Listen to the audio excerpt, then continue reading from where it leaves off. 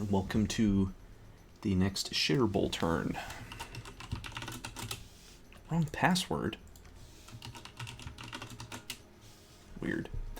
So he searched for a magic site, didn't find any. And then he fought some independents here.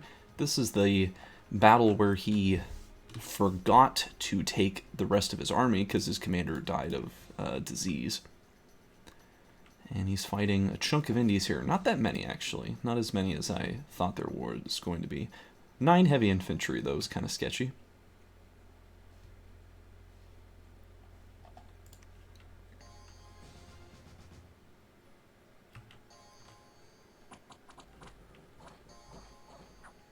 Let's see. The Peltas didn't actually throw their javelins. They just immediately went up into combat. This lone guy is somehow holding off 3... Oh, it's not going too well. Oh, but the light infantry run. That was lucky. That was lucky. It definitely could have gone the other way. Archaecephaly absolutely could have morale checked. I'm curious how many units he has in each squad left. Ooh, not very much. And he got a lightning rod. Wow, what a really cool item. This thing gives you corpse construction bonus +3. It's also not actually a bad weapon. And the shock resistance is cool. Not bad at all. Can Archaecephaly... Archaecephaly can't do corpse construction because they don't have air or death. So they're really out of it. But if they were to perhaps steal... this province away from Ulm, they could do it. But I'm not sure he's going to get a whole lot of corpse construction bonus out of that. But in important news, he has located Agartha, and he has located Ulm. And he's moving his troops over here to check out Agarthan territory. In other news, he still knows that Fascia's candles are over here. So he's aware. Well, maybe he doesn't know this is Fascia, but he knows someone's there. What else is he doing? I see he's naming his scouts, which is cool.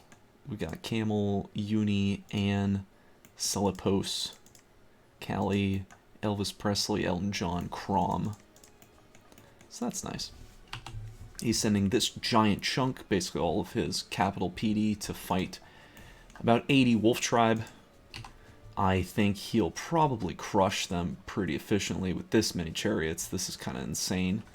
Although one of them is messed up. He's got Battle Fright. That's pretty bad. These things don't have high morale. And once he leaves his capital, he'll be at 8. That's actually terrible. But it surely won't be the end of the world. He's even got a couple Heart Companions here, which is neat. These are cool. Just has his commander staying behind. Again, I would have him hold, because that'll make him hold position versus he's going to follow them up, and maybe he'll get pegged by a random arrow. And if he does, he may take enough damage to check morale. Now, granted, his morale is extremely high, so he's probably okay. But he could die. He could die like this. Sending one scout up here. One scout over here to the dogs. Looks like he's coming back with this army to pick up the troops he accidentally left here in 126. Maybe he'll go hit these Lion Tribe or something. This is connected to a road, so we should be able to move into this province from here. But maybe the cold will mess him up. I think cold. Yeah, snow gives +2. So maybe that'll screw him up. I'm not calculating out the map move. Uni is over here site searching. He's got this Callie over here site searching too. Sending this woman down here to site search in the swamp. It's a minor thing, but if there's a magic site already found in a province, then that could mean that there's not another one, that you already found it. But it's definitely, like, I would definitely say commonly you'll find provinces with 2 magic sites in them, or more. So it's of course not a bad idea to check everything for what you got. He is still building a palisade in 132. Which I think is fine, but I would really just recruit a indie commander and have him do this and send this mage back and have him research. Speaking of which, his construction this turn Wow, he is really spending everything. All of his gold, almost all resources, almost all recruitment points. He's even queuing up an extra commander for fun. I guess. Making this mage, presumably for more site searching? I'm not really sure you need that. Really, you need research, because this research, I mean, we're on turn 7, and this is looking kind of bad. Like, getting Thaumaturgy 1's good, but you really need Thaumaturgy 2 in Arco. That's a lot. That's a big power boost for the nation. But, okay. This expansion so far is looking alright.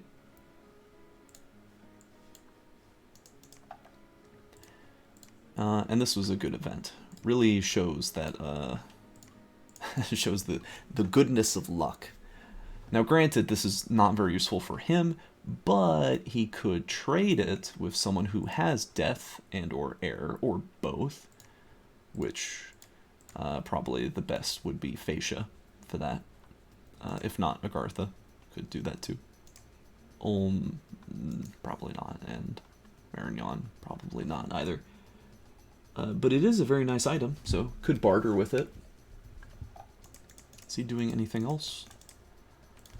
Looks like no. If someone's sending out messages, I'm going to stop looking at them because I feel like that spoils some of the fun.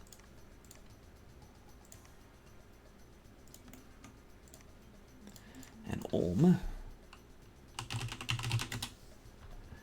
Fought in the Strong Bay, which we actually saw that he owned this province on the map, so he definitely took this. And this is a lot of indies. This is a lot of light infantry, a nice chunk of heavy guys, a bunch of archers.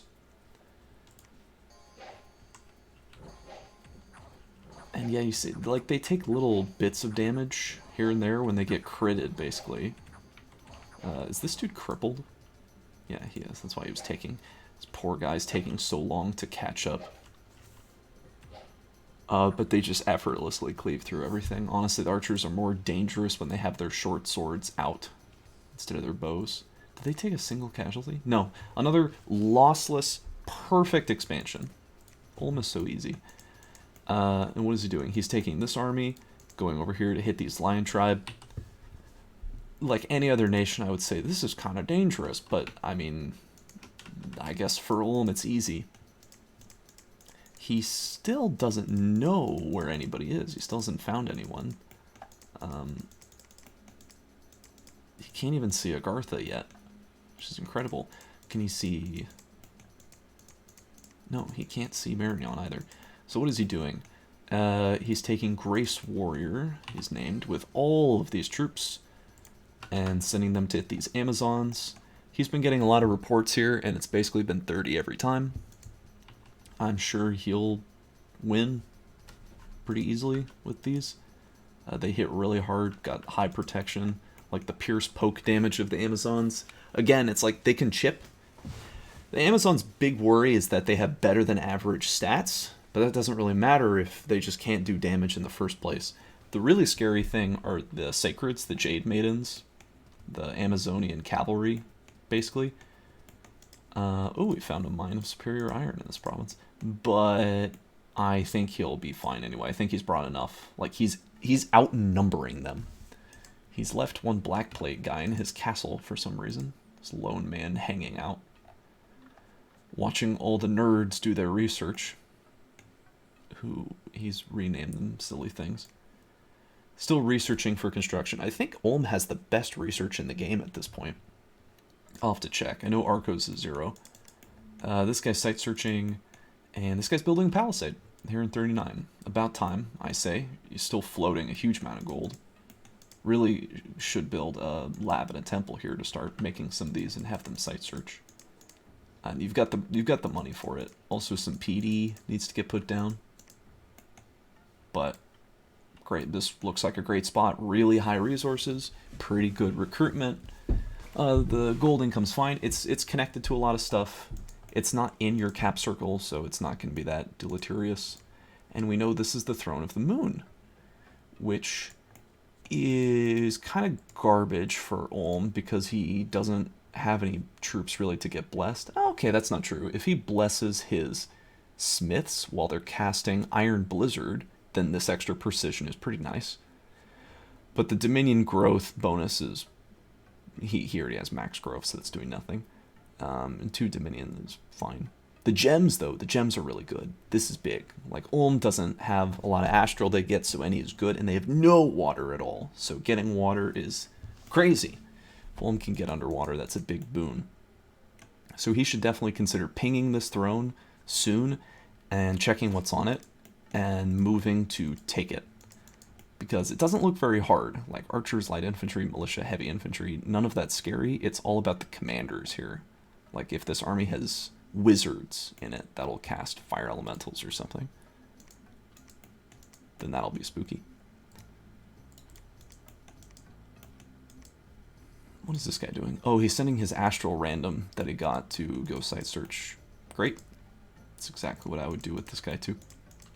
Getting that astral income up early is important. So, in his recruitment, more smiths, black plate, guys with mauls. I don't know why you'd make the maul. Like, the maul's good against enemies who don't have hats on or have really tiny hats.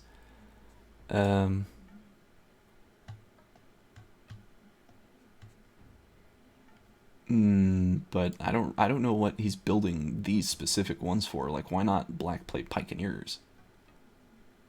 I guess the mauls only cost 36 resources, so maybe this way he can cheat out another one. But you could get a pike. Pikes are cool. I mean, whatever. The mauls are neat too. They do a lot of damage. They hit hard. They're strong. I would just never make them over the battle axes. Like, these things do slashing damage, and slashing just like upgrades like 20-50% or something. You just get extra damage for it being slashing type. And blunt, you don't? Yeah. Like, blunt damage is useful against a lot of stuff, because, especially in this game, there's going to be a lot of slash and pierce resistant things, mainly coming out of Agartha, with their statues. So maybe this is in response to that, but I feel like this is early. He doesn't even know Agartha's over here. Anyway, this spy should be going somewhere. And to look at Marignon's turn. Oops. So he had a lot of assassinations, which I'm not going to watch. Failure. Failure. He got Fascia's score graphs this turn, which is cool. And then 2 battles. This is him attacking to his south. He just has a paladin and some sacreds. Against a bunch of deer tribe. See, did he get all of his sacreds? No, he actually missed one. Even with 2 castings of Bless, he missed one of them. That's super unlucky. But it's fine. They just slaughter them. No chance. And the other battle in Bogaton, which is his expansion army, or his starting army. Cast Divine Blessing and Blessing, a little redundant. Then cast Divine Blessing again. Seems weird. But Solaire, oh my god. Attack skill 22. These guys can't even touch them. He just repels. Just repels them away.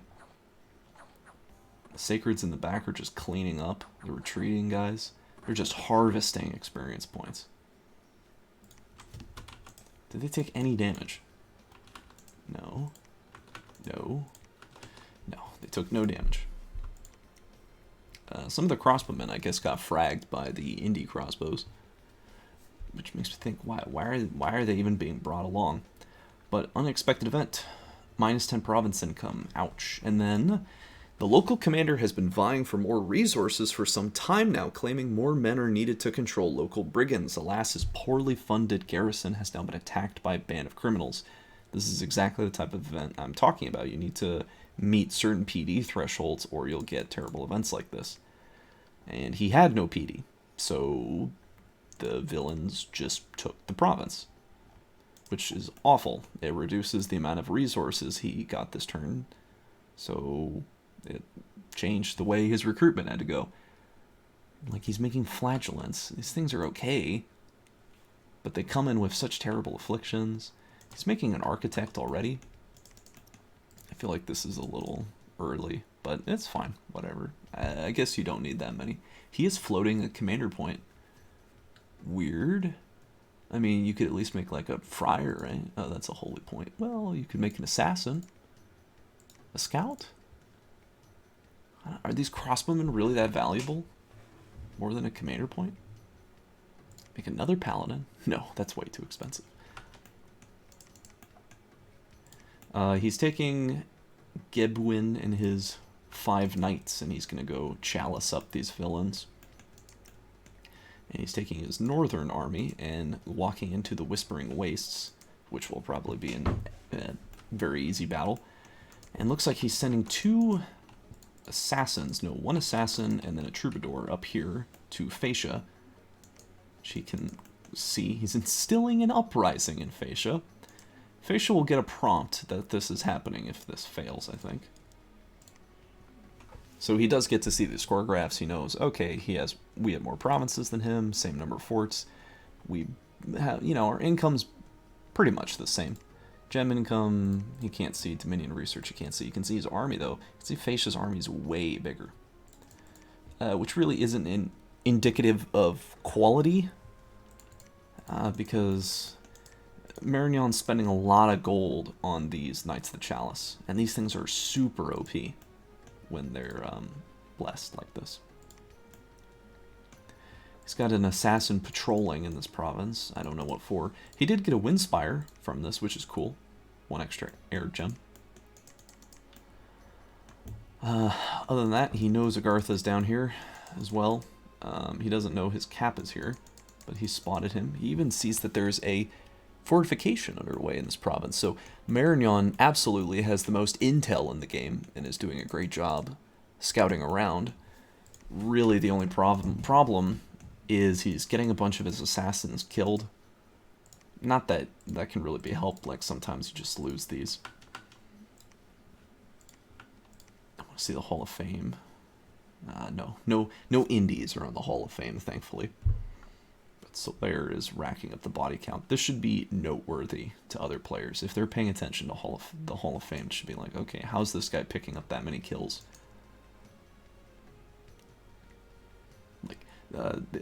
Alfred clearly is a prophet. Ulm is not having fat Alfred going out and beating Tribe with his hammer. He's having him cast smite spells. So how is Solaire outdoing him? Well, maybe he's sending him into battle personally, which of course he is. His research this turn, he's now going for Conjuration 2 still. His research is just slightly worse than Ulm's. And it's not going to get any better this turn. He's not recruiting any mages. So I'm surprised he's not site searching with one of these guys. Maybe he's looking for some sort of random? No, they can't get a random.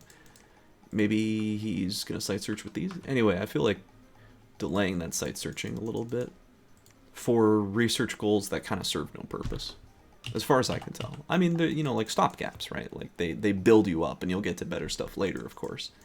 So you have to get some early stuff, but I think in the immediate time, like imagine there's a fire site here that is generating 1 fire gem. Well, because you didn't site search it, you're losing that fire gem every turn. Granted, the same thing could be said about research points. It's like he's over there site searching instead of researching, so you're losing the research points. It's a trade-off, but I think the gems are worth more than the research points, especially this early for those goals. Anyway,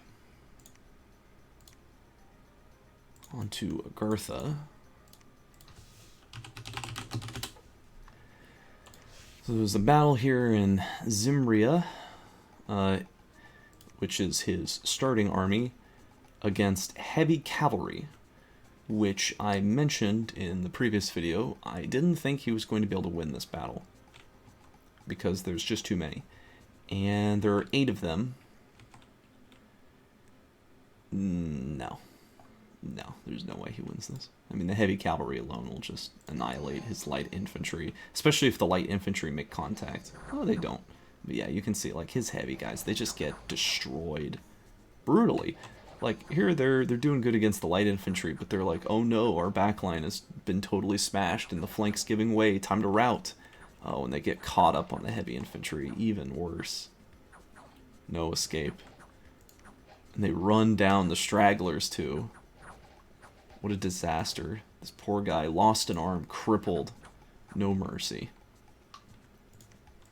So, a disastrous battle. Although, in terms of overall gold lost, he only lost 200 gold. Not really that bad at all. But this slows down his expansion, which is pretty bad, especially on a map this big when you really need to be expanding consistently to get ahead. Thankfully, his prophet did survive, along with the 2 Agarthan infantry. But perhaps this battle went better. He has a lot of troglodytes here, a lot of very expensive, squishy troglodytes going up against generic indies. And again, the troglodytes are way faster, so they make contact first, and they take all the javelin fire. And you can see there are far fewer troglodytes now than there were before. I mean, the other guys didn't even do anything. They didn't even get into battle.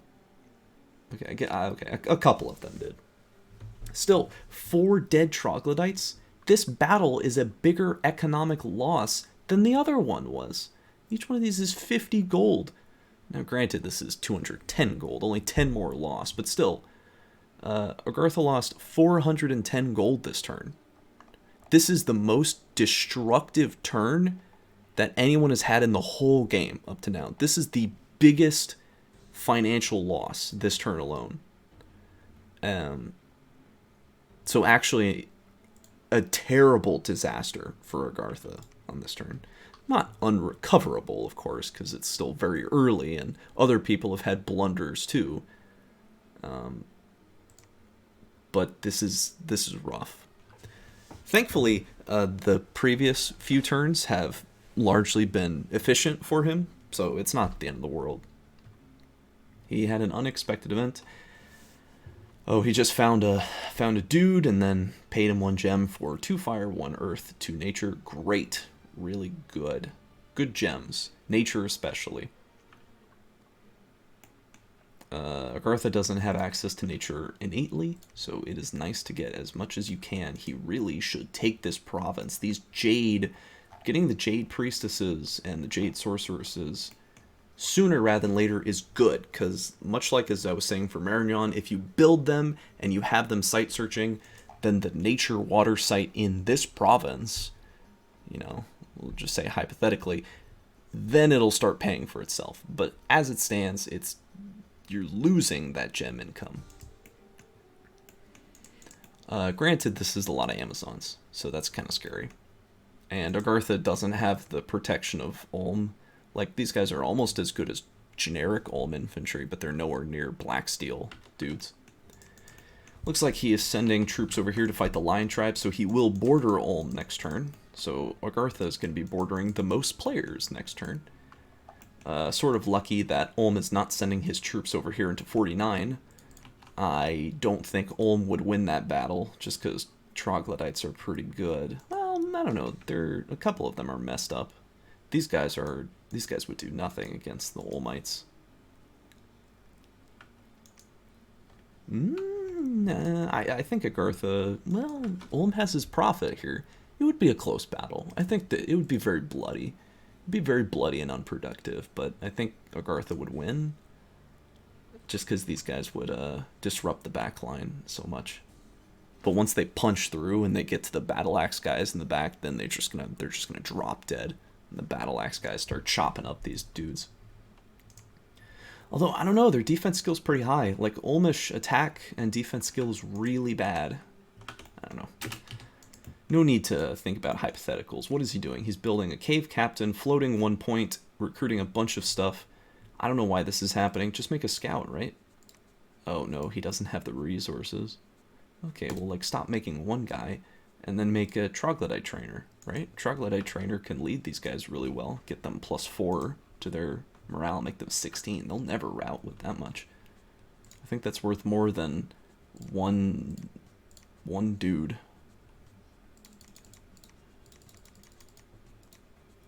I mean, this is fine, but I don't like to float commander points myself, because these are more of a precious commodity that can make mages and such. What is he sending down here? Oh no, this Golem Crafter? This is terrible. This is a horrible mistake. Remember, there's a barbarian invasion that's going to hit this province. It luckily didn't happen this turn, but it'll probably happen in the future. And if it happens when this guy's here, this is a very expensive mage.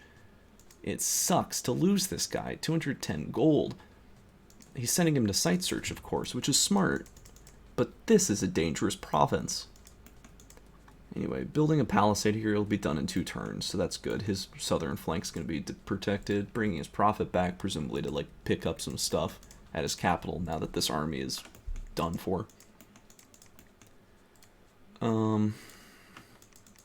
Yeah, this is fine. I mean, just put some PD down. You've got the gold to do it. And the final player, Fascia. Oops. Agartha did see the battle that happened down there, but we will still watch it anyway.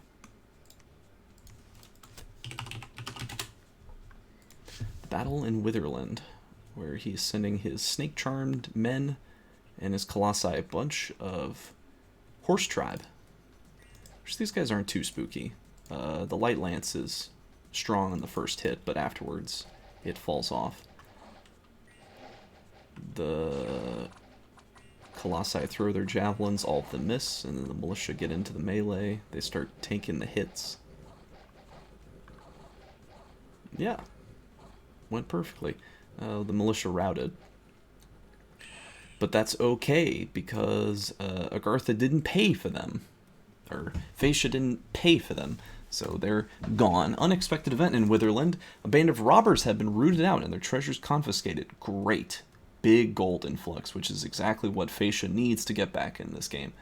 He bought the Beast Brothers, which are a bunch of these foul spawn abominations, which are alright. They have pretty high morale, all things considered, but their stats are just garbage. 3 protection, they'll just pop in 1 hit. They're sort of like militia. Oh, he's recruiting both of the mercenaries. He's recruiting them in 128, which is down here, and then 1 over here in the forest. Okay, so he's getting all the mercenaries, which I think is smart. Hiring mercs is good. It really helps with your early expansion.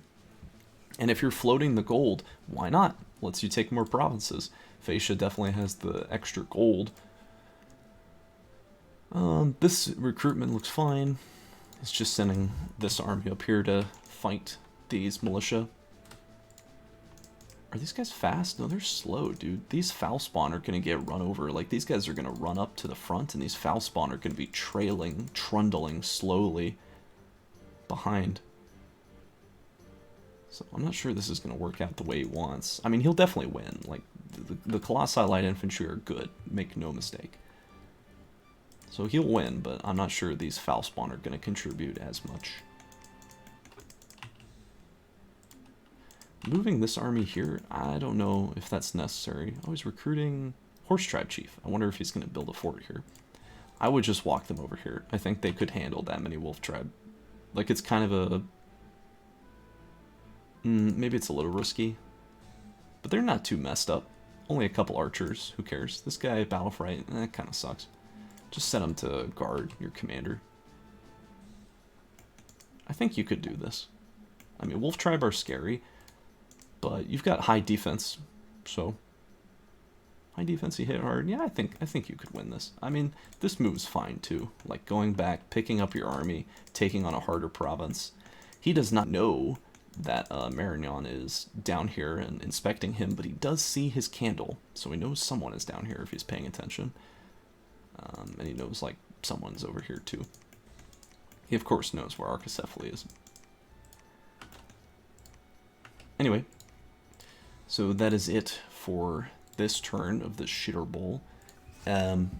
Things are really starting to heat up. Players are going to make first contact shortly. Everyone, that is. And we will see if they will end up declaring war on each other, or how long peace will reign. I don't know about Marignon. I think Marignon's going to do something. Anyway, that's the end.